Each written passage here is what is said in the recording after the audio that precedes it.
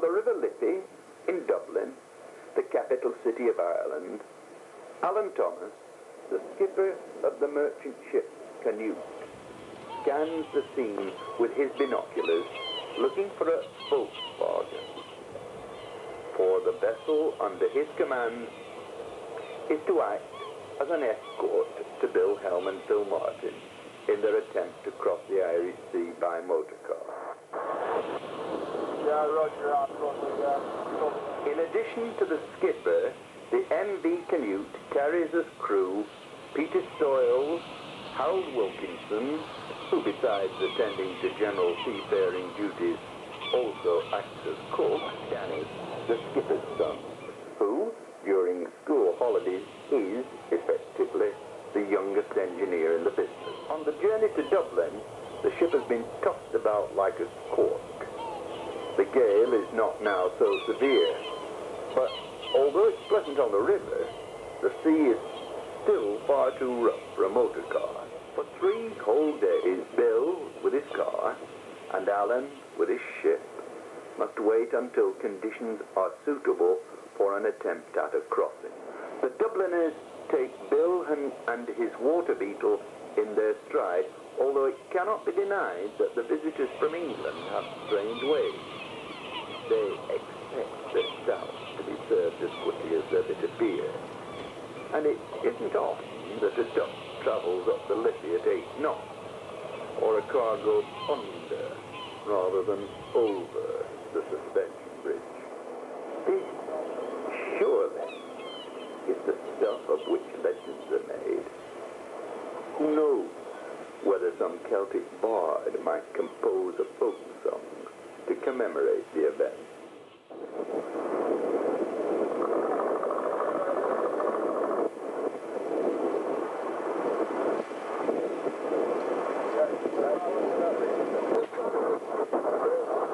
Yeah, roger, I'm getting you loud and clear here, Phil, over. Yeah, I'm getting you all right, over. Tomorrow, the sea will be calm, and the Beetle will set sail for England. In 4 days, Bill Helm has made friends with Dublin, and Dublin has made friends with Bill. But the time comes when friends must part, and preparations are well in hand for the trip across the Irish Sea.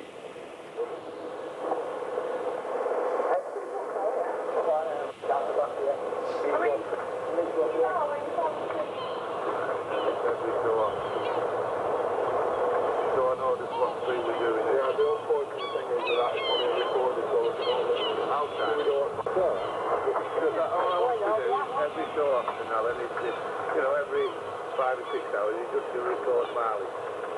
Can we do it before we go? I'll wait up.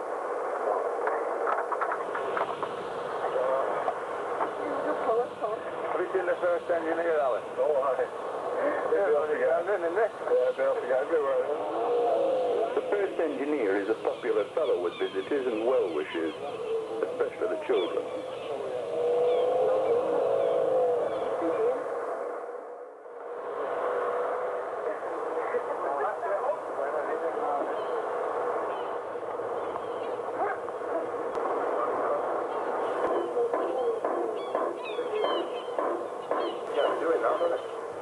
Yeah, and then what do we do? What? Just flip it all. The skipper, Alan Thomas, fits a special logging device to measure the distance that the car has travelled.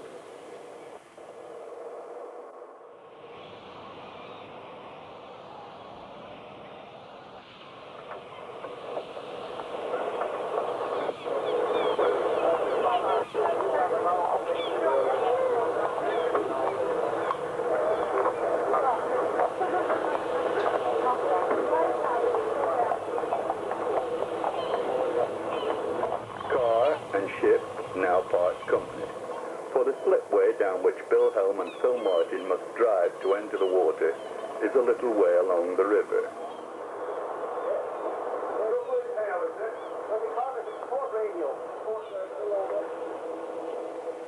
Friendly Dublin says goodbye. Even the customs officer offers his good wishes. sometimes.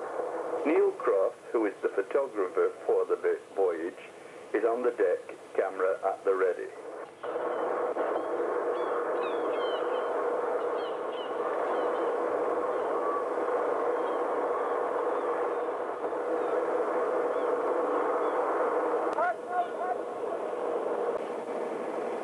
The Liffey is a long river and Dublin Bay is a wide bay. There are many miles to travel before either ship or Volkswagen lose sight of land.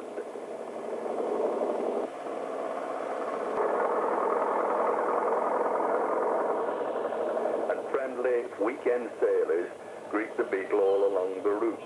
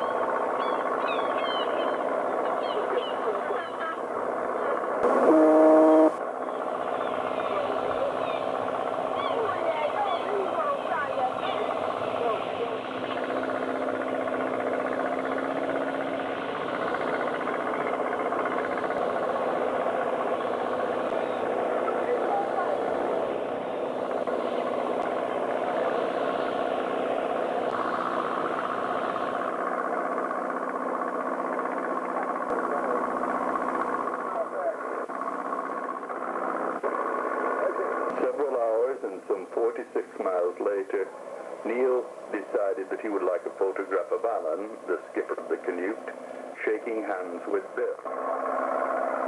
It's a tricky maneuver and takes more than one attempt, but Bill and Alan are persistent.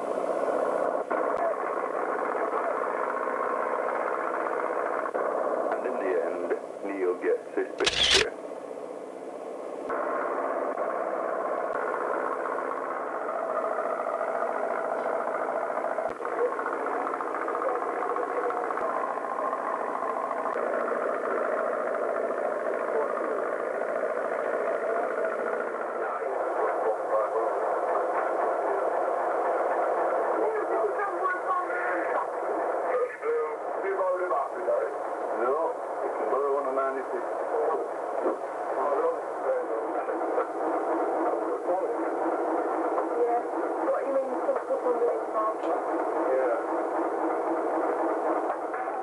Time is getting on, and the inner man demands satisfaction.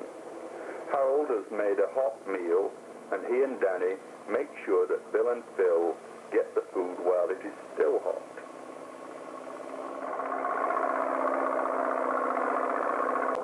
At this time of evening, it can be deceptively light at sea. On land, it would be dusk, but where land absorbs light, water reflects it, giving an illusion of broad daylight.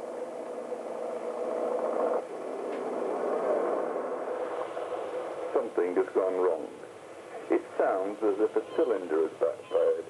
Perhaps the electrics have failed. Whatever is at fault, it couldn't have happened at a worse time. There won't be much time to put it right before darkness falls, and gale conditions are forecast for the hours of darkness. The engines of the Canute are idling. If the car is to continue its journey, now is the best time to refuel. Well, in fact, we did speed up with the throttle and go faster. Yeah. We were actually, when we got into the reef, we were on left and we were only on 45. What about when you right up turn? Do you have to go use left road then? Yeah, when we were on 45, we only went flat. Yeah. Right. Then it blew up and it all at once. We whistled to go round it lee. And he eased off, went round it lee. As soon as we got round it lee, we just speeded up down the boat on stage, right? Yeah. We weren't giving it another end. Yeah. Gonna try and work on it while you're cooling. The waterproofing of the vehicle has effectively insulated most of the working parts. It won't be possible to do any major repairs in the middle of the Irish Sea.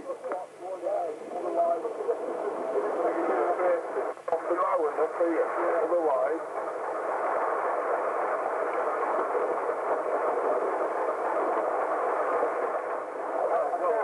when it takes 6 miles in an hour. Okay. Don't want to be through with one more.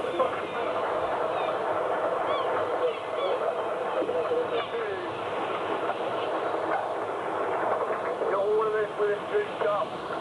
True stop? Yeah. Well, Bill, you passed your record, mate. Congratulations. Passed your record. Beating his previous record.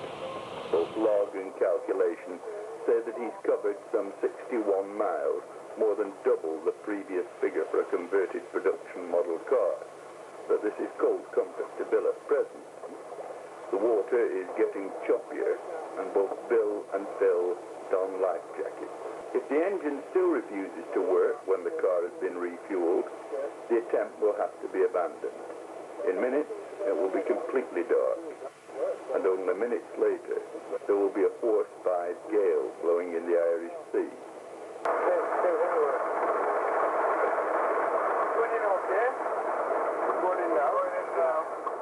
Bill and Phil asked to be towed behind the ship.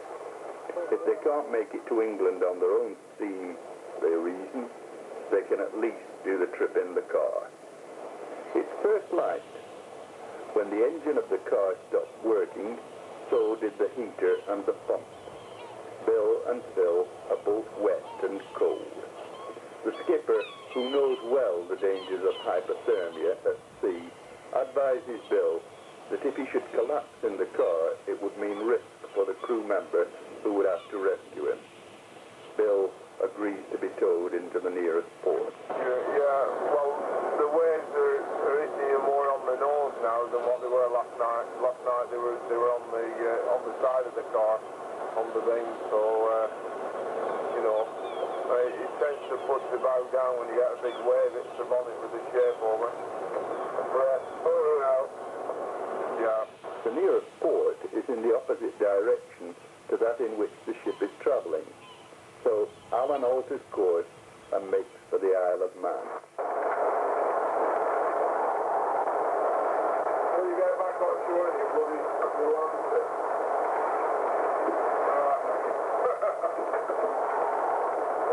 You get in your bed and you'll be left there holding tight at there. I wish it's bloody very simple, though. You what, do, but still, it's above their board line.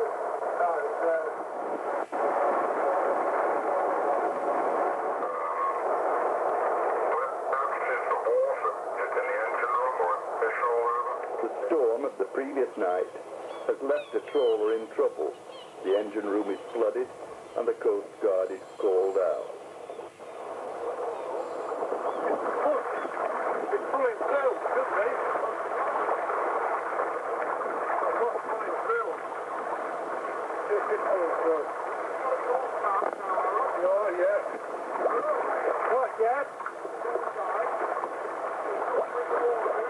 Land looms near.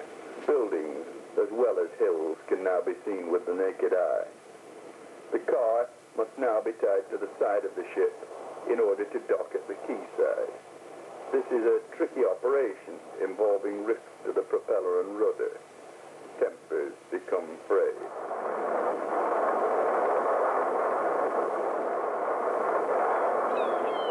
Good feature.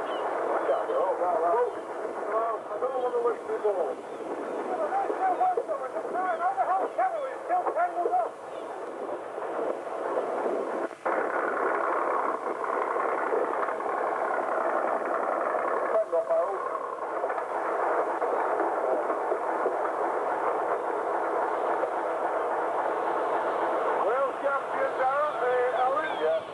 Port St. Mary, a small fishing village on a small island, is the landing place of the water beetle.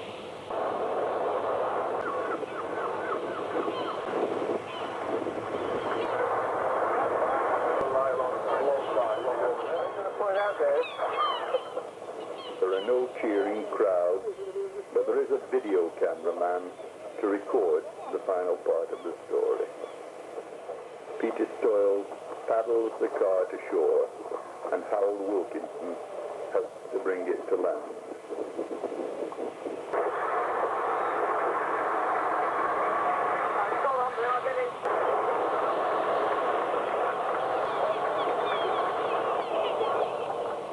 There, on the dock side, the beetle looks curiously dead, but it's only sleeping. Before long, the fault will be located and the machine will be modified, and Bill will be wondering about another attempt. But that is another story. The present tale must end here, outside the Customs House in Port St. Mary, in the Isle of Man.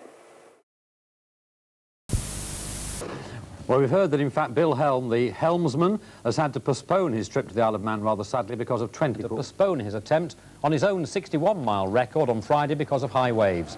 When he finally set off, he sailed into mechanical problems. The water pump blocked and Bill had to be towed in from halfway across the Irish Sea. Voorsprung durch Technik, I was going to say. I hope you heard that. Yep.